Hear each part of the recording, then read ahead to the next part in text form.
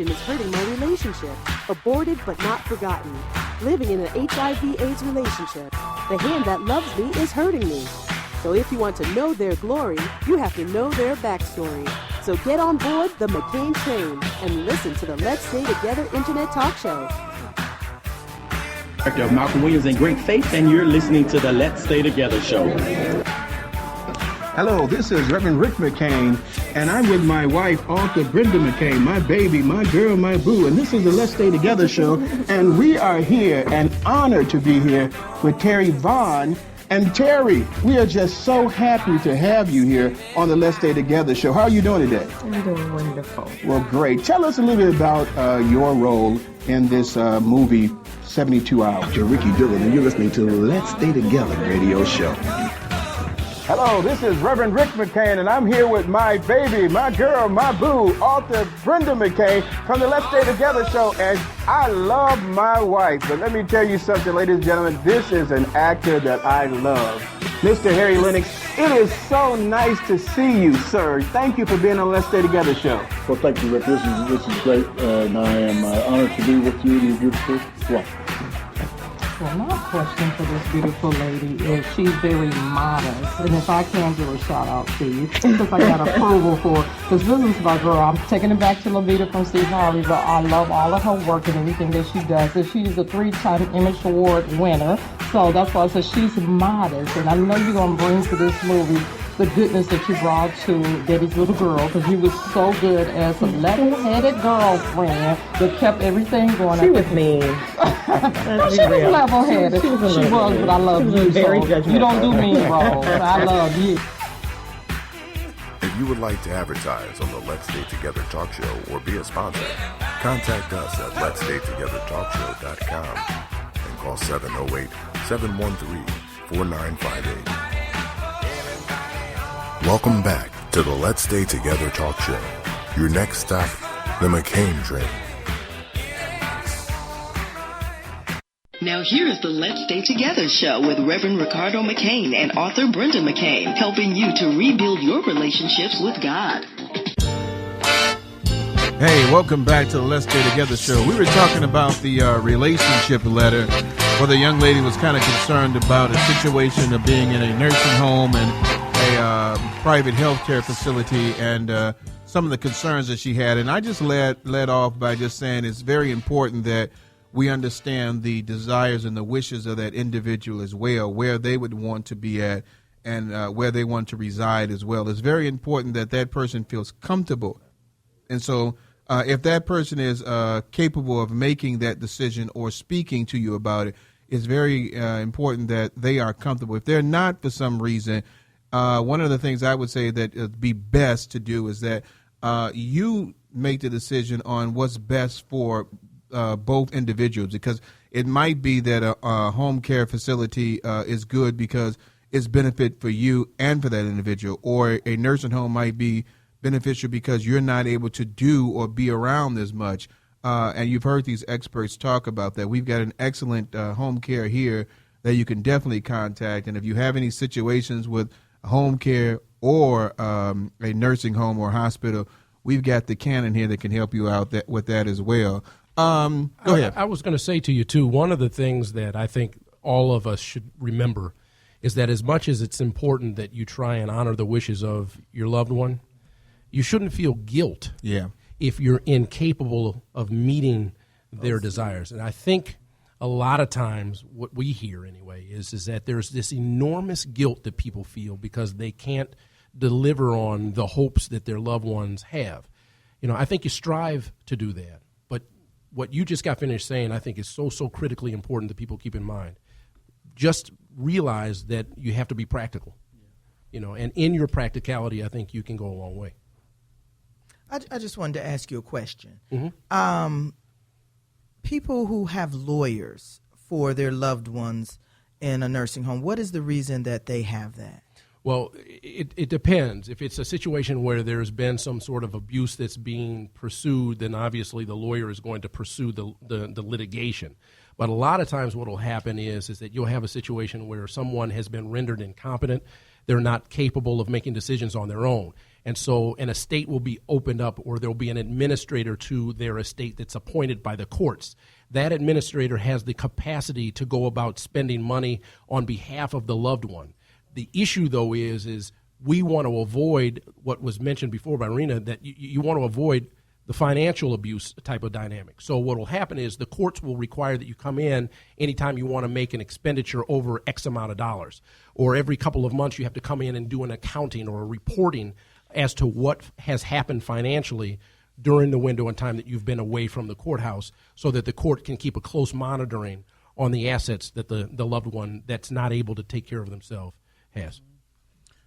Cannon, also talk about some of the things that people should know about when they're going through the process of, filing a lawsuit against home or facilities. What are some of the things that they need to know? I think a lot of times people feel like there's, that it's so weighty they don't know how to go about doing it.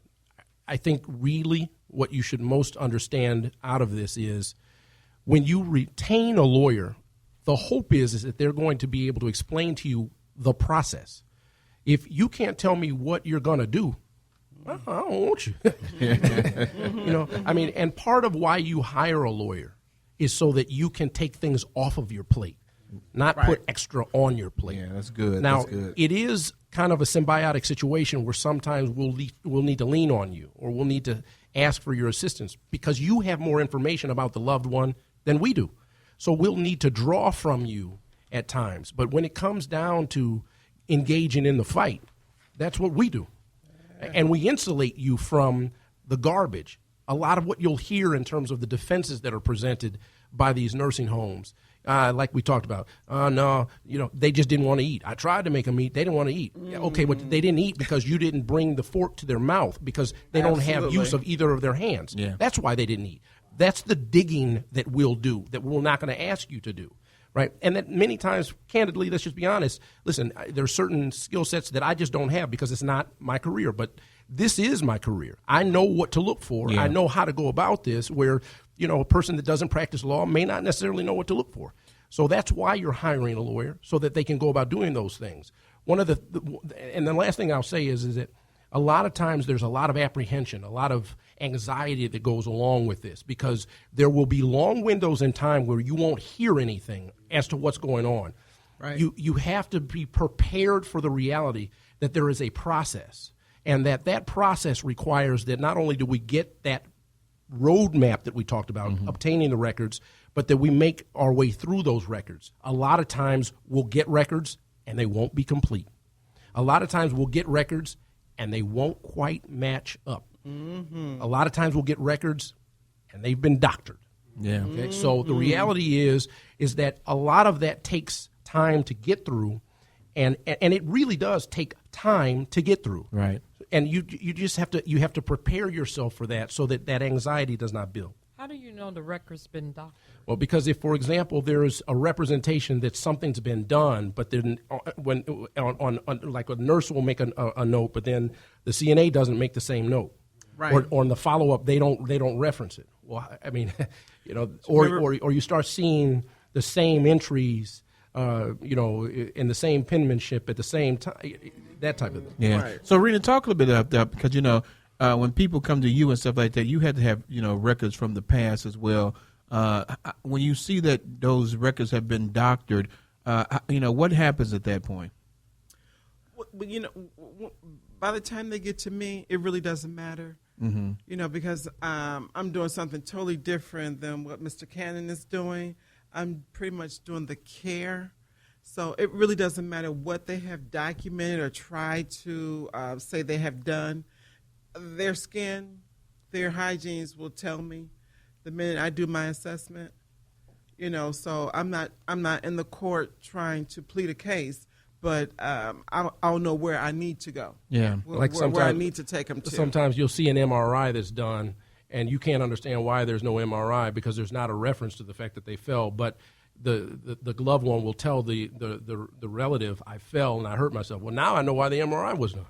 Right. Yes. Right. But there's no record of it. So you won't see it in the paper trail, and that's because they don't want it in the paper trail. They don't want it in the paper trail. Absolutely. Hey, I've got something on here. It says in the United States in 2010 census record, the greatest number of proportion of people 65 and older, it's saying there was 40.3 million, 13% back in 2010. That was called the baby boom era. They are predicting by 2050, people aged 65 and older are expected to be 20% of the population. 20% of the population, where it's going to grow from they're saying from 5.8 people being 85 years and older in 2010 to 2050 is going to be 19 million people will be 85 and older. Now, I don't know how they know that. I hope I'm in one of those populations where they're going to be that older. But what it's basically saying is that you're going to have a lot of elderly people around that's going to need attention. Now you see why it is that Obama did the right thing. Hey, absolutely. I mean, when it comes down to it, the Affordable Care Act is necessary for a whole lot of reasons. Yeah, and people want, and that's good because people won't even look at the fact that you're going to get older too, Absolutely. And that you're going to need this. You're hoping that you're a part of this 19 million people that's going to be there that's going to need that assistance. And we didn't even talk about, something about that. We've got a few minutes. The assistance, Medicare and things of that nature. We're going to talk a little bit about that. When I'm going to be getting older now. I mean, y'all are still young in this room, but I'm going to be the old man.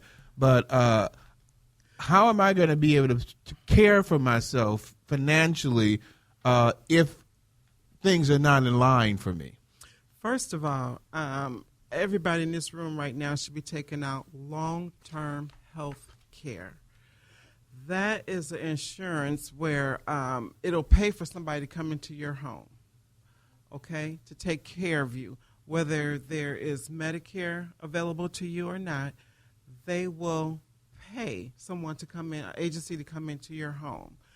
I think everybody should take out that because now you have a say-so of how you plan to spend the rest of your life. If you want to stay in your home, you can. If you want to go to a facility, you can. If you want to go to an upscale facility, you certainly may with that insurance. So please take out that. I wanted to touch back on something that you had talked about earlier, was that we all should plan for the rest of our lives. That's something that a lot of us don't do, and that's something we should do while we're up, and we can say what we want to take place. I might not want to be on a life-supported machine, and then I'm leave that for my husband to make that decision. I might be saying, take this trach out my neck, and then he's thinking, okay, we're gonna keep her on, we're gonna keep her here. Kids, we're gonna keep her here. That's not what I want to do. And everybody should say how they want to live those last few years or whatever, how you want this thing to pan out. And it's called the 5 wishes. If you got elderly parents, this is the hardest conversation to have, but it should be had. And that way your person that written the letter won't be in this dilemma. What should I do? Because first, you've planned for it. You got long-term care insurance. Now this burden's not left on your children. And then you know what mom wants to take place. These things should be put in order.